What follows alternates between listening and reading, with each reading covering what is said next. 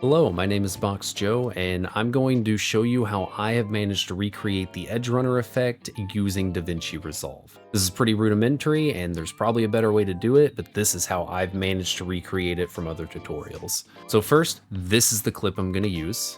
Very simple, probably not ideal since she gets away from the screen, but we're going to try it anyway. We'll learn together. First things first, you have to cut this out. If you want to manually mask it, be my guest, you can be a madman. Now, if you have the studio version of Davinci Resolve like I do, you can use Magic Mask, which will save you a lot of time. So what I'm going to do is press Shift and Space, pull up this menu and type in Magic, which is going to give me Magic Mask. It's going to automatically add it between these two nodes at the bottom left. And I'm just going to hope that Davinci Resolve can handle this Herculean task. So all I did on the right side was press add, and then I drew on my subject, and then I used subtract with the stroke mode to just get rid of the parts I don't want. And now I'm going to go one frame forward. It took a part of her hair, so I'm going to go ahead and correct that. And so as we go one frame forward, we're going to look for any issues that we want to get rid of. But with that said, I'm going to keep doing corrections, and I'll see you at the end.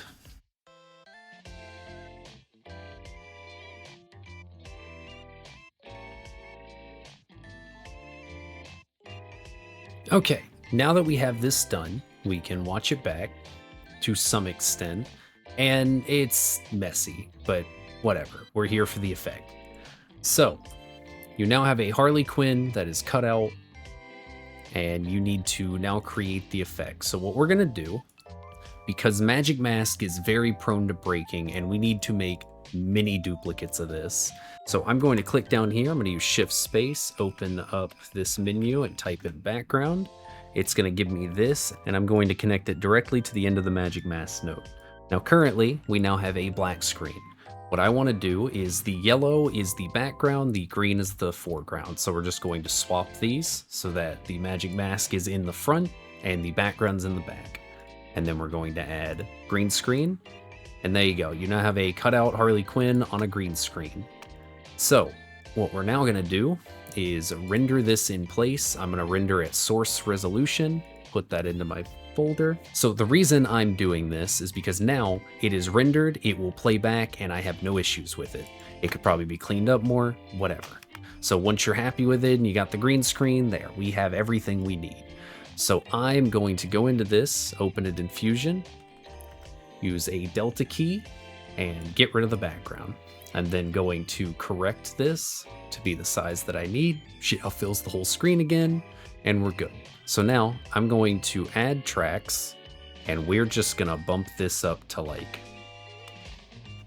we'll do 12 total tracks. So I'm gonna pull this to the top because we want the main character, the main image, to stay up front.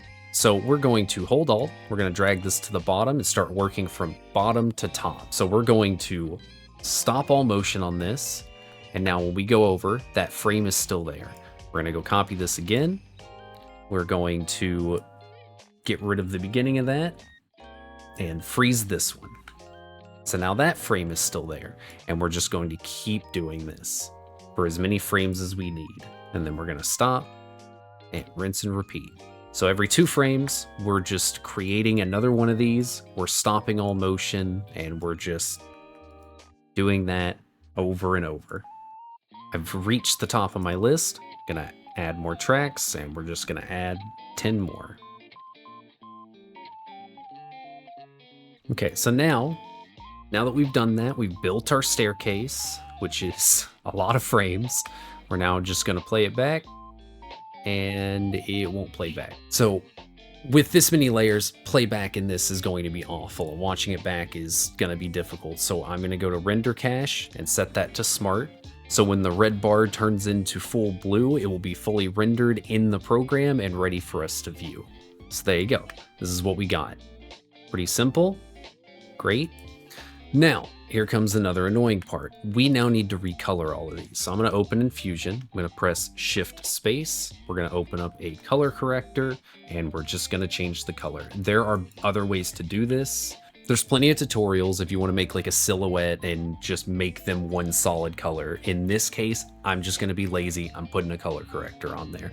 So I'm gonna use Control C to copy the color corrector, And then I'm just gonna open each one of these in Fusion, use Control V to paste it, and I'm going to change the color. And so with each one of these I do, I'm just gonna go a little bit further around the wheel, and I'm gonna keep up with that as I go. So I will see you at the end of this.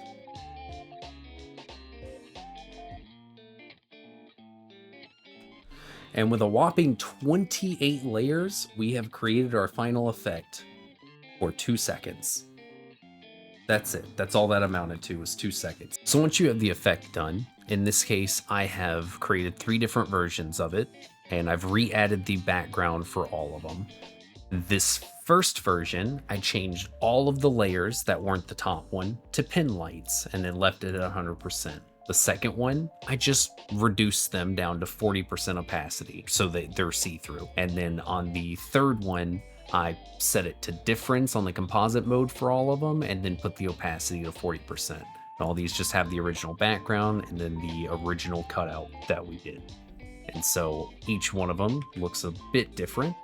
We got the pin lights, which is kind of bright. You got the 40% normal, which looks really good. And then you've got the more toned out difference. There's still plenty of other options you could choose. It's just really, what do you want the colors to look like? Because if you use silhouettes, it's going to look a bit different. But regardless, I hope this helps somebody. And yeah, get out there and make something cool.